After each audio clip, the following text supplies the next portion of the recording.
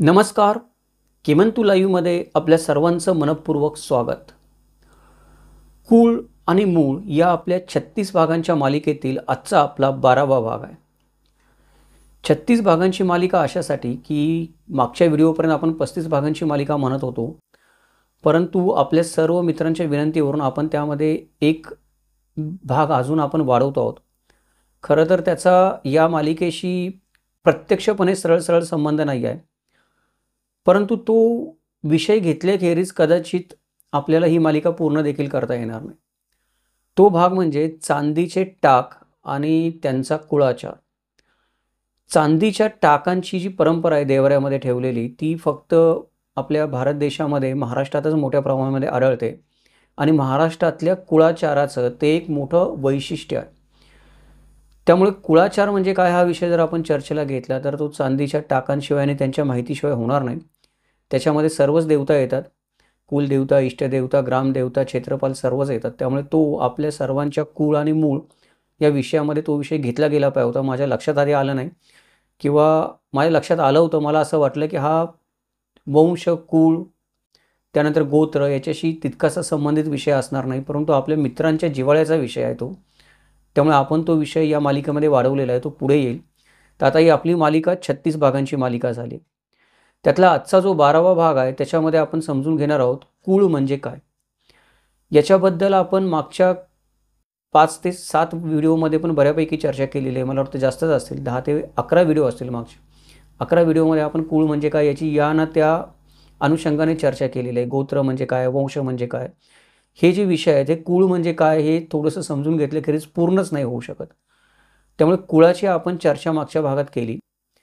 या व्हिडिओमध्ये आपण काय करणार आहोत की कुळ ही संकल्पना गोत्र आणि वंश यांच्यापेक्षा थोडीशी निराळी किंवा गोत्र आणि वंश बाजूला ठेवून स्वतंत्रपणे कुळ म्हणजे काय हे आपण समजून घेण्याचा प्रयत्न करणार आहोत. कुळाच्या वेगवेगळ्या व्याख्या ज्या आहेत, वेगवेगळ्या पुस्तकांमध्ये आहेत, वेगवेगळ्या विचारवंतांनी केलेल्या आहेत, त्या समजून घेण्याचा प्रयत्न करणार आहोत. आणि महाराष्ट्रातली जी कुळ व्यवस्था आहे, फक्त मराठा समाजामधली नाही, कुळ व्यवस्था ही जवळपास सर्वच जाती धर्मामध्ये आहे. तिची नावं वेगळी वेगळी असतील तरी महाराष्ट्रातली कुळ व्यवस्था काय आहे तिचा थोडा आपण आढावा घेण्याचा प्रयत्न करणार आहोत. चला तर मग विषयाला सुरुवात करूयात. नमस्कार, माझं नाव किमंतू ओंबळे सरकार. आपण पाहतात किमंतू लाईव्ह. कुळ म्हणजे काय हे जर आपल्याला समजून घ्यायचं असेल तर कुळाची उत्पत्ती कधी झाली आपण समजून घेतलं पाहिजे. जर आपण याच्या आधीचे व्हिडिओ पाहिले असतील तर आपल्याला विस्तृतपणे समजून घेता येईल. आत्ता आपण फक्त थोडक्यामध्ये थोडा सारांश पाहूयात या व्हिडिओच्या सुरुवातीला प्रस्तावना म्हणून.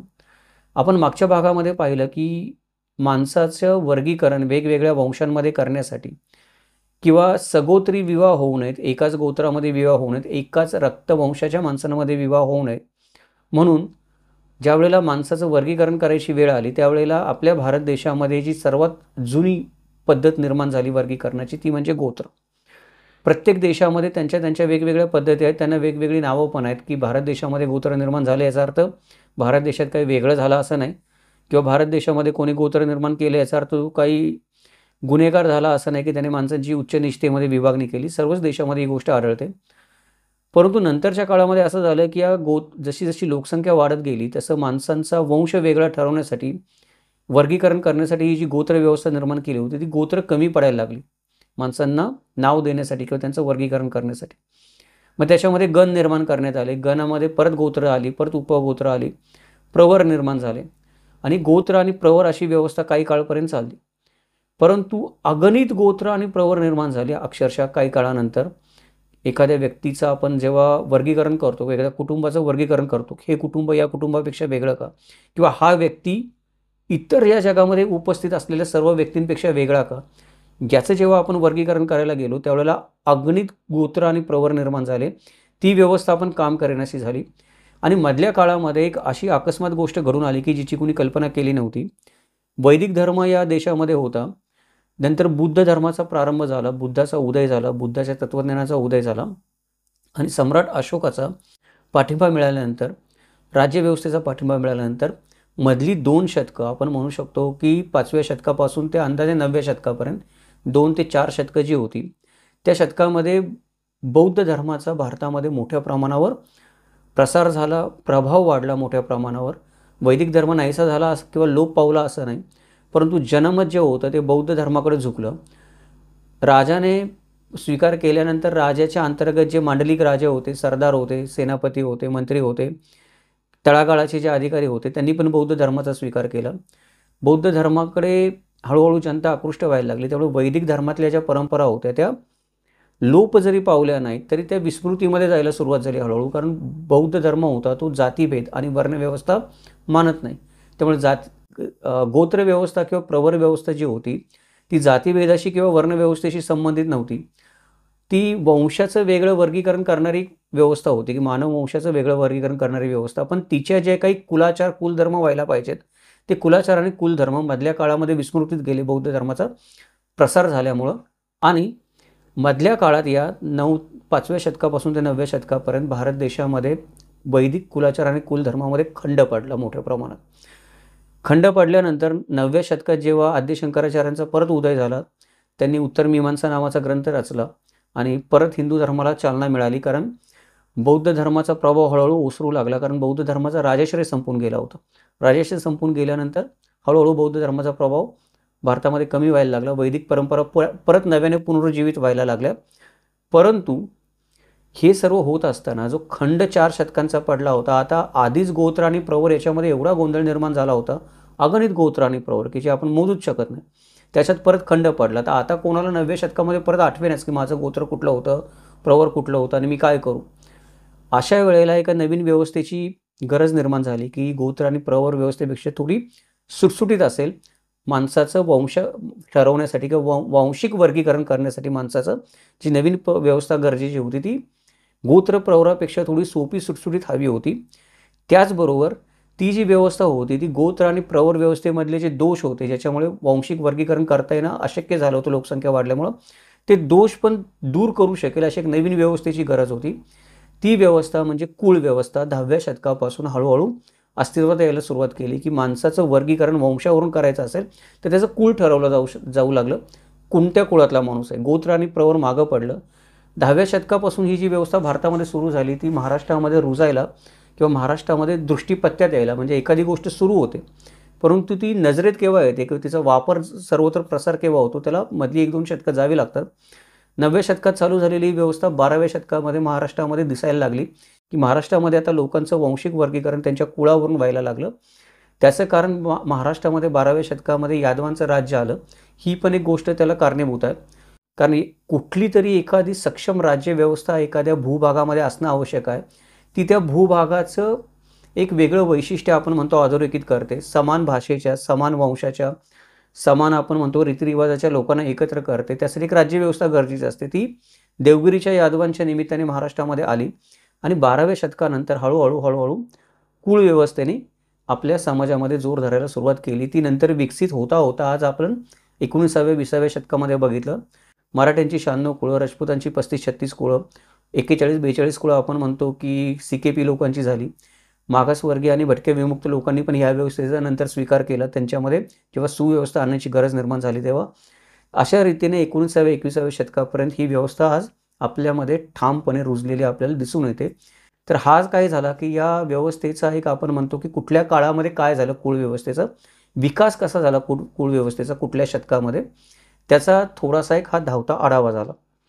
आता आपण मुख्य विषयाकडे येऊयात की आपल्या सगळ्यांच्याच आयुष्यामध्ये कुळाला इतकं महत्त्व काय. काही ठिकाणी आपण बघतो की माणसाच्या शीला इतकंच कुळाला महत्त्व दिलं जातं.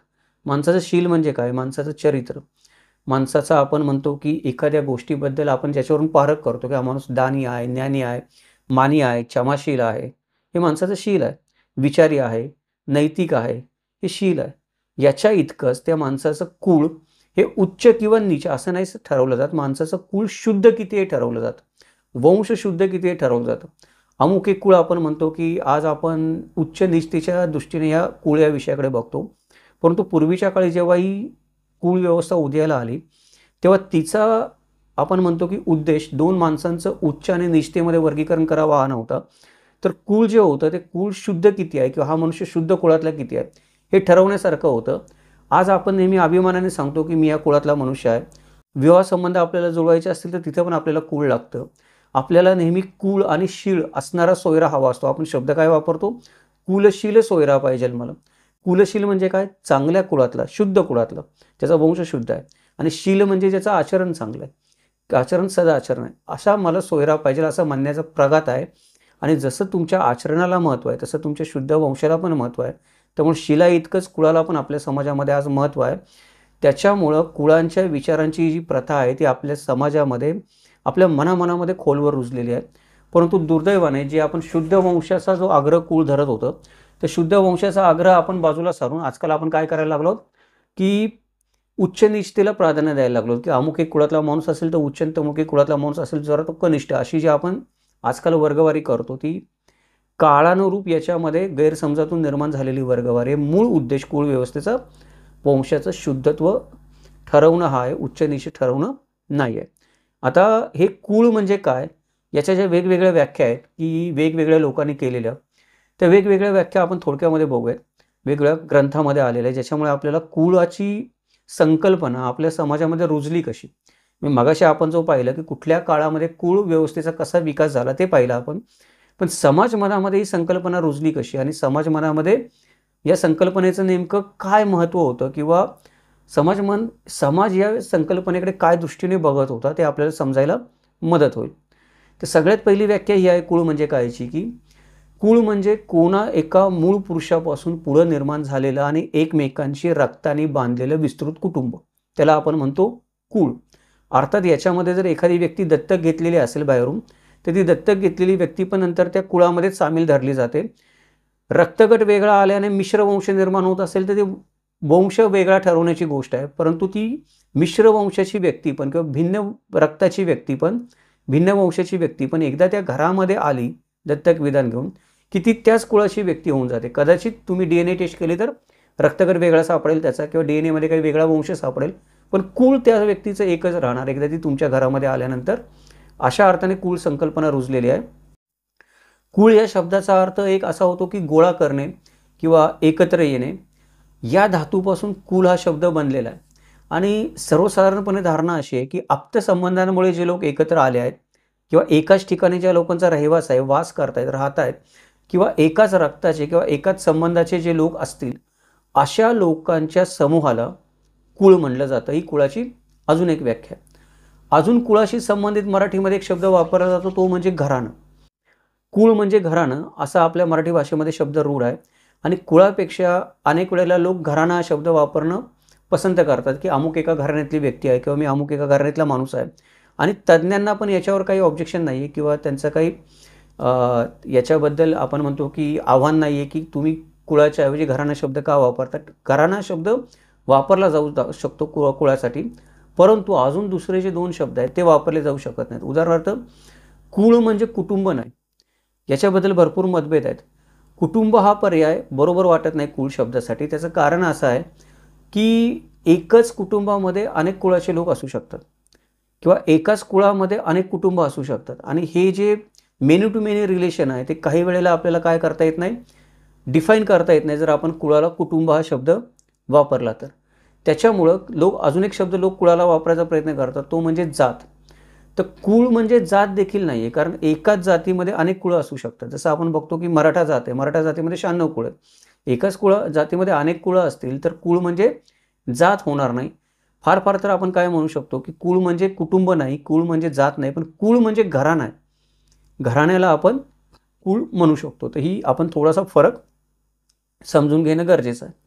पुढची जी कुळाची व्याख्या आहे ती पुढची कुळाची व्याख्या आपल्याला मनुस्मृतीमध्ये आढळून येते. मनुस्मृतीमध्ये असं लिहिलं आहे की एकाच कुटुंबाच्या पालन पोषणास जेवढी जमीन लागते तितकी जमीन म्हणजे कुळ. आणि पुढे तो शब्द लक्षणाने कुटुंब असा दाखवला जाऊ लागला. विषय असा आहे की मनुस्मृतीमध्ये जे काही मनुस्मृती खरी का खोटी तो विषय वेगळा आहे, त्याच्याबद्दल आपण नंतर व्हिडिओ बनवणार आहोत, आपण त्याच्याबद्दल बोलू. पण मनुस्मृती किंवा बाकीच्या धर्मग्रंथामध्ये जे दाखले दिले जातात त्या दाखल्यांचा विचार करणं गरजेचं आहे. तर कुटुंबाच्या पालनपोषणात लागते तितकी जमीन म्हणजे कुळ असं जर मनुस्मृतीमध्ये लिहिलं आहे, ते त्या काळामध्ये संयुक्तिक होऊ शकेल. कारण त्या काळामध्ये जमिनीवरूनच माणसाचा वंश ओळखला जायचा. एका ठराविक जमिनीवर एका ठराविक कुटुंबाची मालकी असायची. ठराविक कुटुंब असेल तर ठराविक वंश झाला, ठराविक वंश असेल तर तो एक कुळ झालं. अशा अर्थाने प्राचीन काळामध्ये जेव्हा लोकसंख्या कमी होती, दूर विखुरलेली होती, की जिथे वर्षानुवर्ष संबंध यायचा नाही, शतकानुशतकं एका ठिकाणी वसलेल्या लोकांचा दुसऱ्या ठिकाणी वसलेल्या लोकांचे संबंध यायचा नाही. अशा वेळेला कुटुंबाच्या पालनपोषणासाठी जमीन ग्रहण करणाऱ्या कुटुंबाला किंवा मोठ्या कबिल्याला आपण कुळ म्हणू शकतो, पण ते पूर्वीच्या काळी. आजच्या काळी मनुस्मृतीमधली ही संकल्पना आपल्याला लागू होत नाही. आजच्या काळी तो अर्थ थोडा आपल्याला विसंगत वाटतो. त्याचं कारण असं आहे की एकच जमिनीचा तुकडा आपल्याला अनेक कुळांशी संबंधित असलेला दिसतो किंवा आपण जमिनीची खरेदी विक्री करतो. त्यामुळे एका भूभागावर आता एकाच कुळातला माणूस आपल्याला आढळून येणार नाही. त्यामुळे एका कुटुंबाच्या पालनपोषणास जितकी जमीन लागते ती म्हणजे कुळ. हे मनुस्मृतीतलं वाक्य तेव्हा जरी सुसंगत असलं त्या काळामध्ये, तरी आजच्या काळामध्ये विसंगत आहे. ते कुळ या शब्दाच्या व्याख्येशी जुळत नाही. अजून एक गोष्ट वेगवेगळ्या ज्ञानकोशामध्ये सांगितली जाते, ती म्हणजे कुळ हा शब्द आहे त्याचा कुणबी या शब्दाशी अर्थ जोडला जातो. कुणबी म्हणजे काय? एक ठराविक जमीन एकाच कुटुंबात वंशपरंपरागतरित्या व्यक्तीच्या हातात गेल्यामुळं त्या जमिनीचा उपभोग घेणाऱ्या एकाच कुटुंबात अनेक पिढ्यांना कुळ ही संज्ञा प्राप्त झालेली. म्हणजे ही जमिनीशी संबंधित आहे. कुठेतरी हे मनुस्मृतीने ही व्याख्या केली त्याच्याशी पण जुळत आहे. परंतु याच्यावर अशी गोष्ट आहे की ही जी व्याख्या आहे ही गोष्ट काय दाखवते? एखाद्या कुटुंबाची परंपरा दाखवते की एखाद्या कुटुंबाकडे वंशपरंपरागत रीतीने जमीन आलेली आहे, ती त्या कुटुंबाच्या परंपरेचा भाग आहे. ती जमीन कसणं या कुटुंबाच्या परंपरेचा भाग आहे. पण याचा अर्थ कुणबी म्हणजे कुळ किंवा कुटुंब म्हणजे कुळ होत नाही. कुणबी म्हणजे काय हा आपण स्वतंत्र व्हिडिओज बनवलेला आहे, आपण तो पाहू शकता. कुणबी म्हणजे काय ही माहिती करून घ्यायची असेल तर कुणबीमध्ये अनेक कुळं येऊ शकतात आणि एका कुळामध्ये कदाचित अनेक शेती करणारी कुटुंब पण येऊ शकतात. त्याच्यामुळे कुळ म्हणजे कुटुंबाची परंपरा ही गोष्ट पण तेवढीशी जुळत नाही या गोष्टीशी. परंतु एक व्यापक अर्थाने किंवा ढोबळ मानाने जर आपण मान्य करायचं म्हणलं तर आपण कुळ म्हणजे वंशपरंपरागत रीतीने ठराविक जमीन कसणाऱ्या कुटुंबाला आपण पिढ्यानुपिढ्या कसणाऱ्या कुटुंबाला आपण कुळ म्हणू शकतो ढोबळ मानाने. पण तेवढंसं ते तार्किक वाटत नाही. ऋग्वेदामध्ये अजून एक कुळाची व्याख्या दिलेली आहे. तर ऋग्वेदामध्ये कुटुंब प्रमुख किंवा एखाद्या घराण्याचा प्रमुख असेल तर त्याला ग्रहपती किंवा ग्रहरक्षक अशा अर्थाचा एक शब्द ऋग्वेदात वापरला जातो आणि तो शब्द आहे कुलवा. कुलवा हा शब्द कुळ या शब्दाशी मिळता जुळता आहे. त्याचा अर्थ जर कुटुंब प्रमुख किंवा ग्रहपती होत असेल तर त्याचा अर्थ आपण कुळ असा पण काढू शकतो. एखाद्या कुळाचा प्रमुख. कुलवा म्हणजे एखाद्या कुळाचा प्रमुख, एखाद्या कुटुंबाचा प्रमुख, एखाद्या घराचा प्रमुख, एखाद्या टोळीचा प्रमुख, एखाद्या कबिल्याचा प्रमुख, त्याला कुलवा असं म्हणायला काही हरकत नाही आहे. याच्यावरून कुळ हा शब्द आहे. कुळ हा शब्द माणसं आणि त्याच्या राहण्याचं घर याच्याशी पण निगडीत असलेला आपल्याला दिसून येतो. आपण मागच्या ज्या व्याख्या पाहिल्या मनुस्मृतीमध्ये आपल्याला कुळ हा शब्द एखाद्या व्यक्तीच्या पालनपोषणास लागणाऱ्या जमिनीशी निगडीत आढळून येतो. वेगवेगळ्या ज्ञानकोशामध्ये कुळ हा शब्द आपल्याला कुणबी या व्याख्येशी वंशपरंपरागत पिढीच्या जमीन कसणाऱ्या कुटुंबाशी निगडीत आढळून येतो. ऋग्वेदामध्ये कुळ हा शब्द कुलवा अशा अर्थाने येतो आणि तो संबंधित माणसाने त्यांच्या राहण्याचं घर अशा अर्थाने आढळून येतो. अजून एक गोष्ट आहे की महाभारतामध्ये कुळ हा शब्द एका वेगळ्या अर्थाने वापरला जातो. महाभारतामध्ये जसं आपण म्हणलंय की महाकुळाची एक प्रशंसा केलेली आढळते. वेळोवेळी महाभारतामध्ये एखादा व्यक्ती आहे या महान कुळामध्ये जन्मलेला असं म्हणलं जातं. त्याचं कारण असं आहे की आपल्या भारतीयांना सर्वांनाच कुळ हे फार प्रिय आहे की आपल्याला सर्वांनाच कुळाबद्दल आस्था असते, अभिमान असतो, गर्व असतो. तसंच चांगलं जे कुळ असतं त्या चांगल्या कुळाला आपण म्हणतो की महाकुळ असं म्हणण्याची आपल्याकडे आजही परंपरा आहे महाराष्ट्रामध्ये की महान कुळ आहे आपण म्हणतो की या महान कुळामध्ये जन्म झाला. छत्रपती शिवाजी महाराजांचा जन्म महान सिसोदिया कुळामध्ये झाला असं आपण म्हणतो. तर हे महानता दाखवण्यासाठी महाकुळ दाखवण्यासाठी आपण आजही प्रयत्न करत असतो. तर महाभारतामध्ये वेळोवेळी महाकुळ हा शब्द आढळून येतो आणि त्याचे महाकुळ कोणाला म्हणावं त्याचं पण थोडं व्याख्या महाभारतामध्ये केलेली आहे. ती अशी आहे की तप, इंद्रिय दमन, तत्वज्ञान, दैव, यज्ञ, पुण्यविवाह व सतत अन्नदान हे गुण ज्या कुळामध्ये असतात त्या कुळाला महाकुळ असं म्हणतात.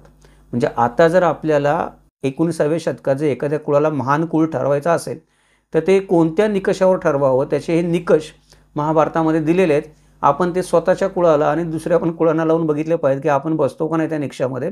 आपण ज्याला कुळ म्हणतो ते आपल्या कुळातले लोक या गोष्टी करतात का दुसऱ्या काहीतरी गोष्टी करतात. याच गोष्टी केल्या पाहिजेत असं नाहीत. अजूनही आपण बघतो की कुळाचाराचे, धर्माचे, न्यायीपणाचे वेगवेगळे निकष वेगवेगळ्या ग्रंथामध्ये दिलेले आहेत. ते आपल्या कुळाला लागू होतात का? आपल्या कुळातलं वर्तन तसं आहे का? हे आपण विचार केला पाहिजे. स्वतःच्या कुळाला मान मानण्याआधी आणि दुसऱ्याच्या कुठल्या तरी कुळाला कमी दर्शवण्याआधी आपण तपासून बघितलं पाहिजे की महान कुळाचे, महाकुळाचे निकष काय आहेत. अजून एक गैरसमज जो असतो कुळाबद्दल तो म्हणजे कुळ म्हणजे जात आहे. तर कुळ म्हणजे जात आहे गैरसमज कशामुळे होतो की बऱ्याचदा मराठी भाषेमध्ये एक जातकुळी नावाचा शब्द वापरला जातो. तू कुठल्या जातकुळीचा मनुष्य आहे?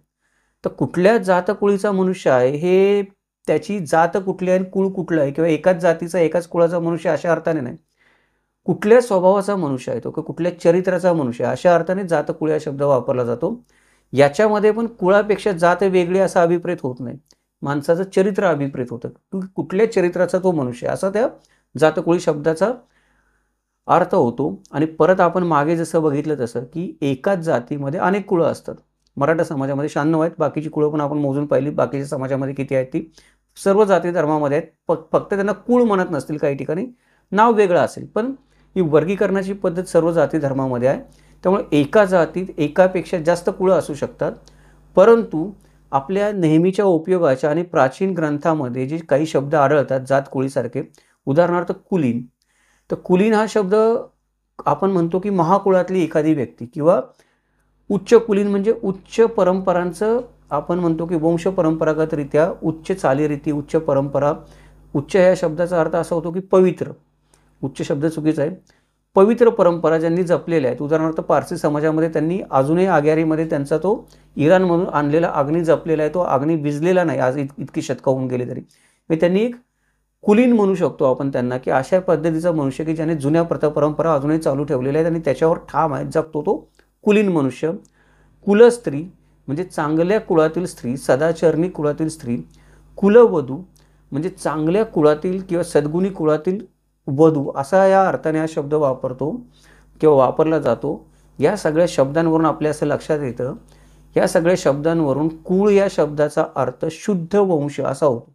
म्हणजे कुलीन म्हणजे शुद्ध कुळातील स्त्री, शुद्ध वंशातील मनुष्य. कुलस्त्री म्हणजे शुद्ध वंशातील स्त्री, शुद्ध वंशातील वधू अशा अर्थाने कुलवधू शब्द येतो. इथं कुल या शब्दाचा अर्थ जातीशी निगडीत नाही आहे किंवा उच्च निचतेशी निगडीत नाही आहे, शुद्ध वंशाशी हा अर्थ निगडीत आहे. अशा या कुळाच्या आपण म्हणतो की ही जी कुळ व्यवस्था निर्माण झाली, या कुळ व्यवस्थेच्या आपल्या भारत देशामध्ये दोन परंपरा चालू झाल्या. दोन परंपरा चालू झाल्या म्हणजे कुळ परंपरेला दोन विभाग झाले. कुळ परंपरेचे कुळ पद्धतीचे दोन वेगळ्या परंपरा मानणारे विभाग चालू झाले.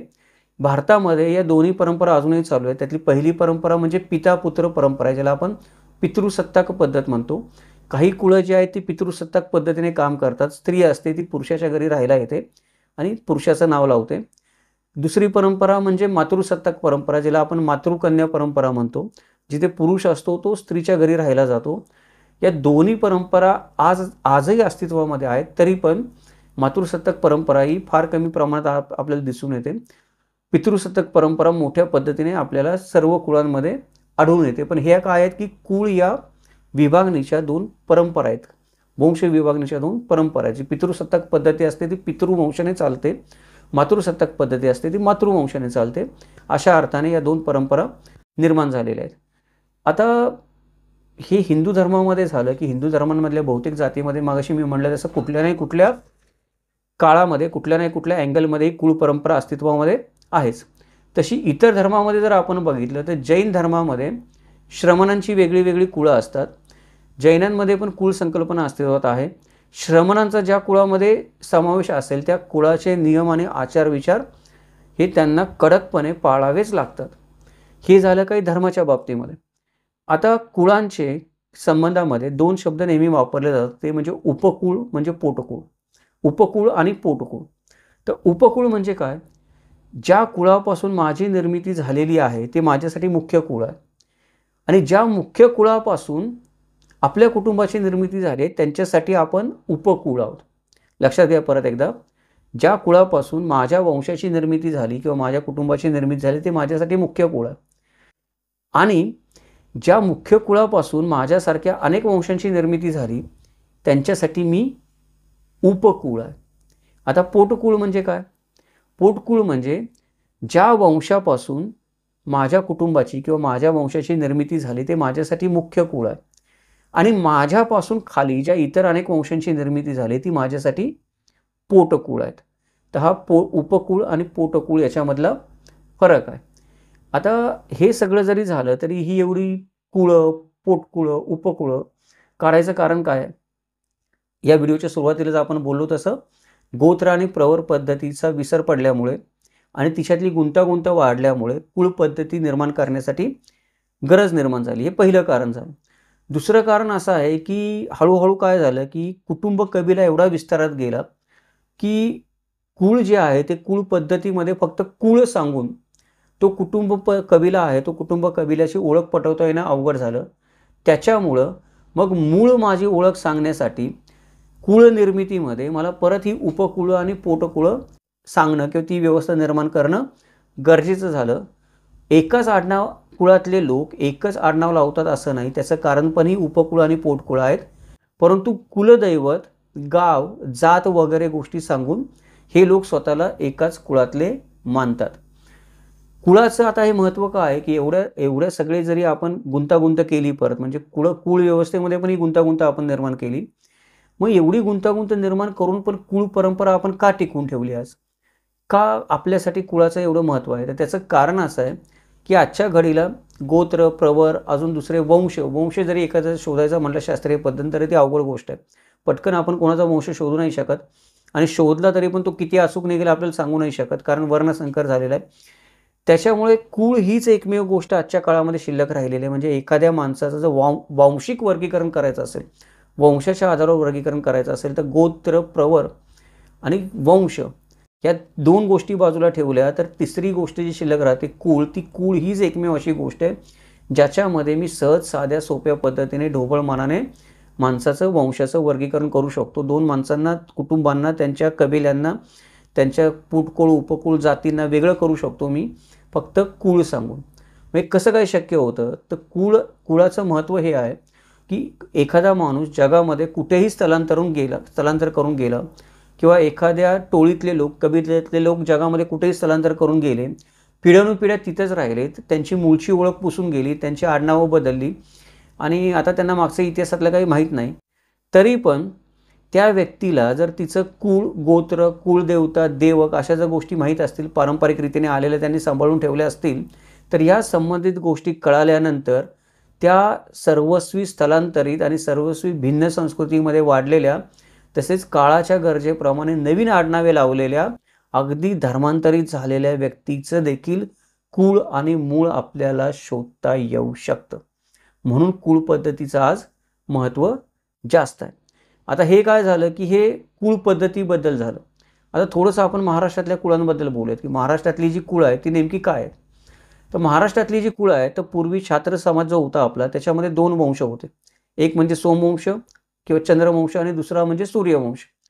ह्या कुळांनी एकत्रितपणे निर्माण येऊन महाराष्ट्रामध्ये मराठा समाजात 96 कुळं निर्माण केली. म्हणजे मराठा समाजाची 96 कुळामध्ये विभागणी झाली. 96च का, 92 का नाहीत आणि ती परत 106 का होऊ नयेत हा वेगळा चर्चेचा विषय, त्याच्याबद्दल आपण मागच्या भागामध्ये बोललेलो आहोत. पण 96 कुळामध्ये वर्गवारी झाली आणि ही गोष्ट मी मगाशी म्हटलं होतं तसं या व्हिडिओमध्ये आधीच की इसवी सन 12व्या शतकाच्या आसपास जेव्हा महाराष्ट्रामध्ये देवगिरीच्या यादवांच्या निमित्ताने महाराष्ट्राची ओळख असणारी एक राज्यव्यवस्था निर्माण झाली, तेव्हा या दक्षिण भारतातल्या गटांनी स्वतःला वेगळ्या सामाजिक गटामध्ये सुसंघटित करायला सुरुवात केली.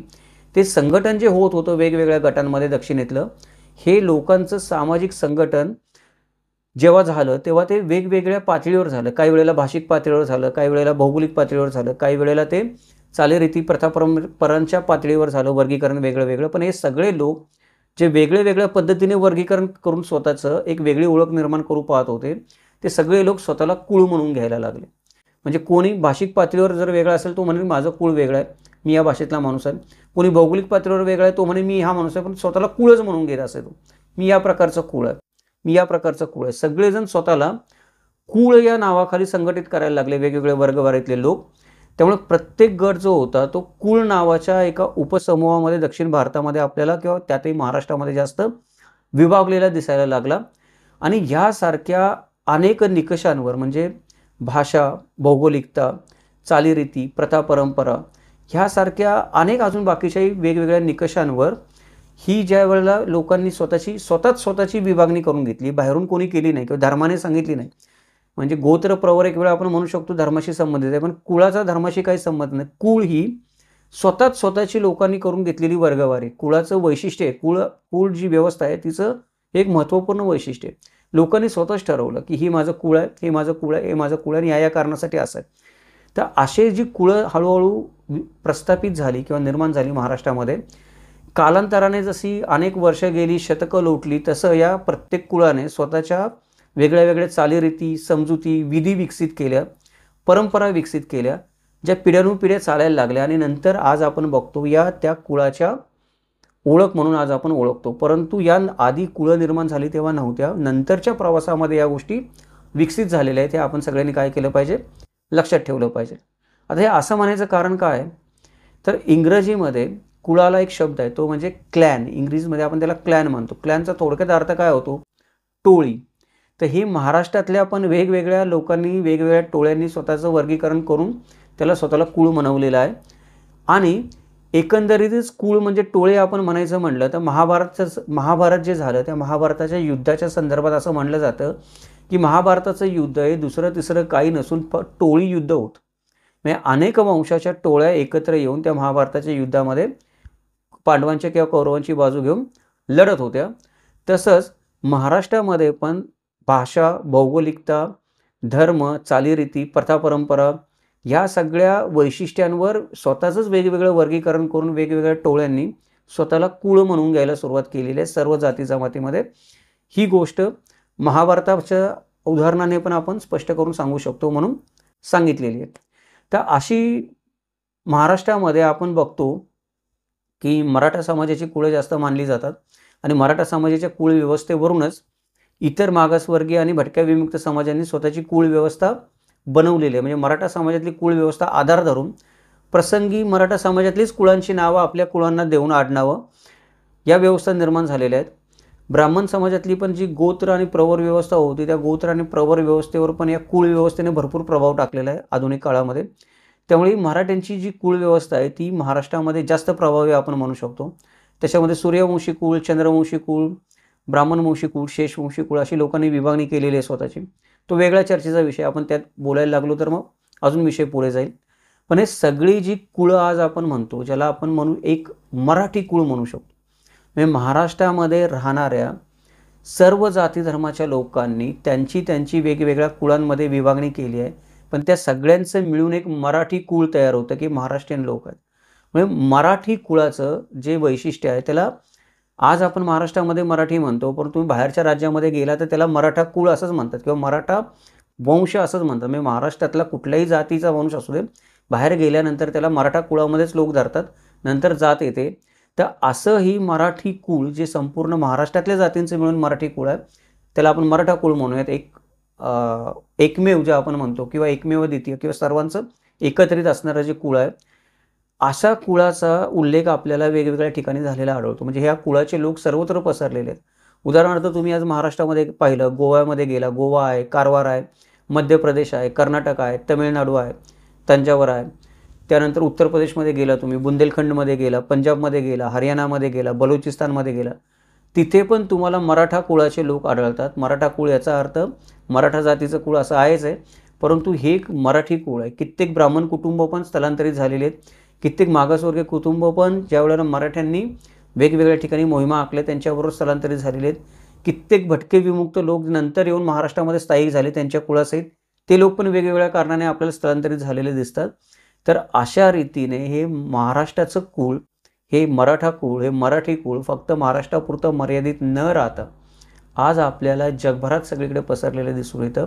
तिथे पण ती कुळ व्यवस्था आपल्याला रुजलेली दिसून येते. त्या कुळ व्यवस्थेच्या आधारे आपण अजून पण त्या लोकांना स्वतःशी जोडून घेऊ शकतो. हे या कुळ व्यवस्थेचं महत्त्व आहे आणि ते आपण समजून घेणं गरजेचं आहे.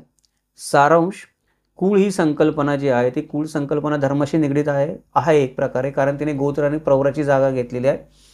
कुळ ही संकल्पना समाजाशी निगडीत आहे. कुळ ही सामाजिकच संकल्पना आहे.